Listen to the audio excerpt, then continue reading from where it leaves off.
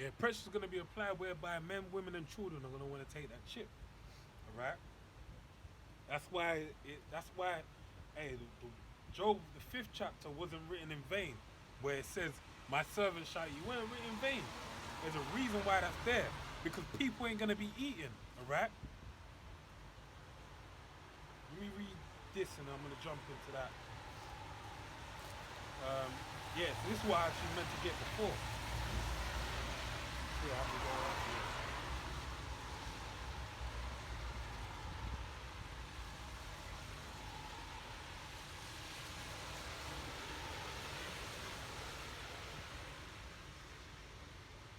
So it's Jeremiah 15 and 1.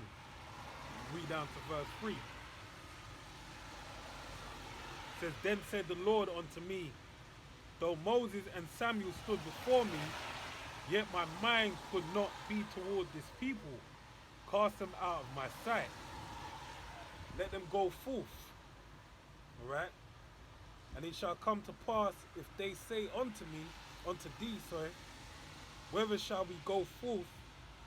Then thou shalt tell them, thus saith the Lord power, Yahweh, such as are for death to death, and such as are for the sword to the sword, and such as are for the famine to the famine, and such as are for the captivity to the captivity. And I will appoint over them 4 kinds, saith the Lord Yahweh, the sword to slay, the dogs to tear, the fowls of heaven, and the beasts of the earth to devour and destroy. So basically the Lord is talking about all forms of destruction that's going to take place in this earth, alright? So let me read this as well. This is Jeremiah 16 and 1. He says, The word of the Lord came also unto me, saying, Thou shalt not take thee a wife, neither shalt thou have sons nor daughters in this place. For thus saith the Lord, concerning the sons and concerning the daughters that are born in this place, and concerning their mothers that bear them, and concerning their fathers that begat them in this land, they shall die of grievous deaths. Alright? They shall not be lamented, neither shall they be buried, but they shall be dung upon the face of the earth. So there ain't gonna be no time for no funeral or mourning. They're just gonna die, and that's gonna be it. Alright? That's the times that we're heading into.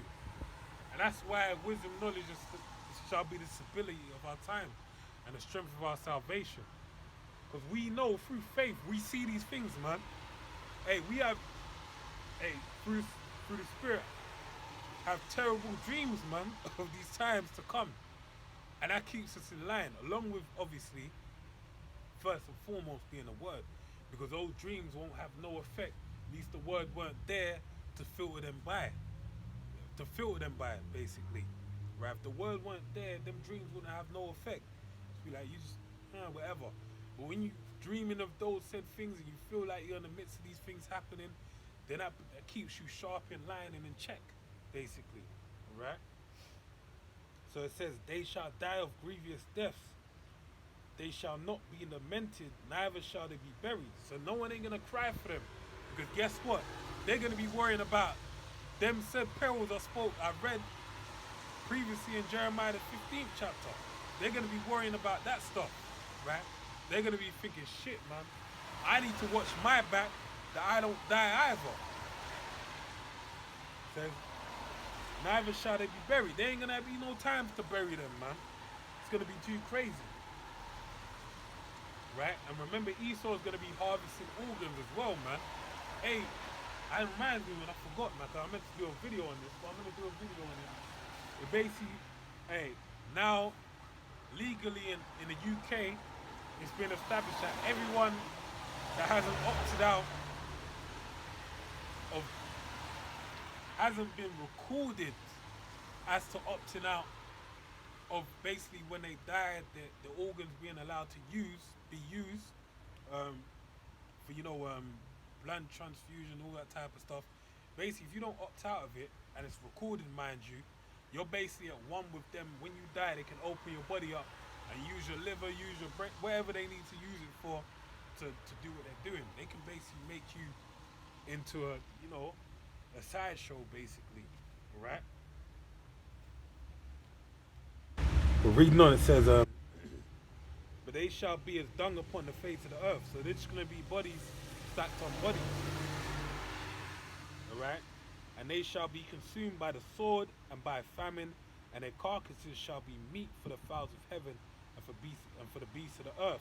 So that's why I mentioned famine there. There's people that are going to die by not eating. Right? That's why people are going to take that mark. Because they're going to be like, man, I can eat a meal.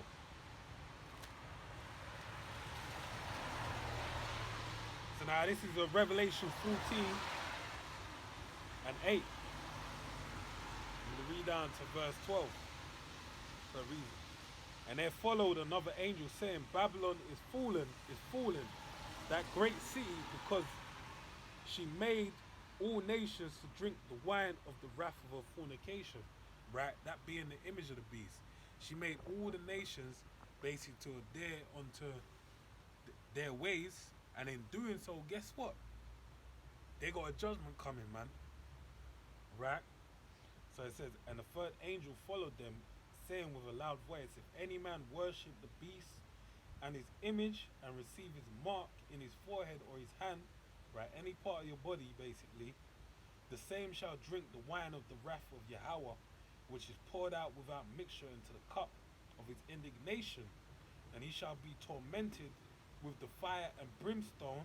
Right? Mind you, remember that this kingdom it channels the spirit of Sodom and Egypt, as it tells you in the book of Revelation, the 11th chapter. And in Peter went into it very gracefully, man. Basically talking about, oh, gracefully is the way. No, he went into it in the book, in his epistle, and he basically spoke of what did he speak of? He basically spoke of Sodom and Gomorrah being an example of them that should live ungodly, right? Likewise with Egypt. Egypt ain't no thriving power on the earth. They went out with 10 plagues, man. Those 10 plagues let every nation know that Yahweh Bar Shem Yahweh Shai ain't a power to be played with, alright?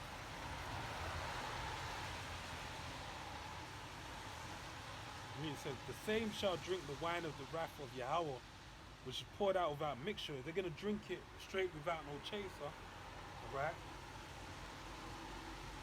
And he shall be tormented with fire and brimstone in the presence of the holy angels, in the presence of the Lamb. And the smoke of their torment, alright,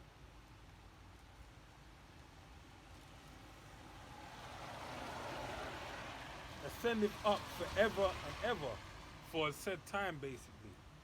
And I'm probably going to grab the next scripture. I might probably go into our end on that.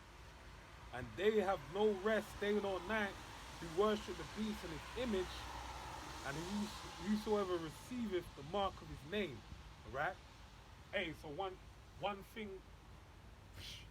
they said it there. I'm gonna read this again and go back into it, but it just stirred up my mind to think of when I used to play basketball, man. I remember my good friend back in the world, basically. Actually, I still speak to him now. He told me this saying. He said, get comfortable being uncomfortable, man. And I remember that stuck out to me because it blew my mind to find comfort in discomfort, right? And that's basically what we got to do. We found a comfort in this world of discomfort. And our comfort's in the Word, right? It's inside the Holy Scriptures. This is where we find our comfort, all right? That's where we find our comfort.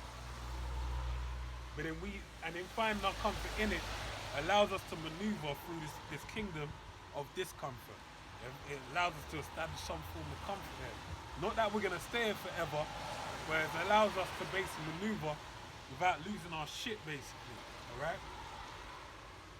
So saying that, there's another point I was going to say. Yeah, so it says, and they have no rest day nor night, all right? Because remember, it was sent unto us, hey, give them no rest until we establish the kingdom of Yahweh Bar Shem Shai upon the earth, basically. So that's what we're doing, right? And they think they find their comfort in taking the RFID chip. We're basically going to find a greater discomfort, but then we're going to find a greater comfort in the things to come, right? Because now we've been told to lift up our head, knowing that our salvation draweth nigh, man. Right, so let me read it again. It says, And they have no rest day nor night who worship the beast and his image, and whosoever receiveth the mark of his name. Alright? So they're basically going to be set up for destruction. We go to this. We want to end on this actually.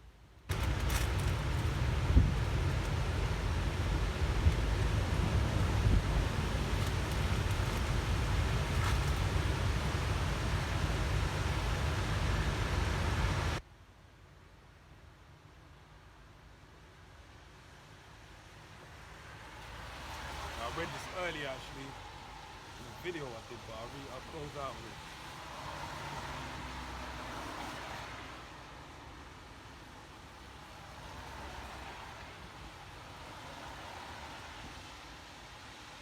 Right, so this is Isaiah 34.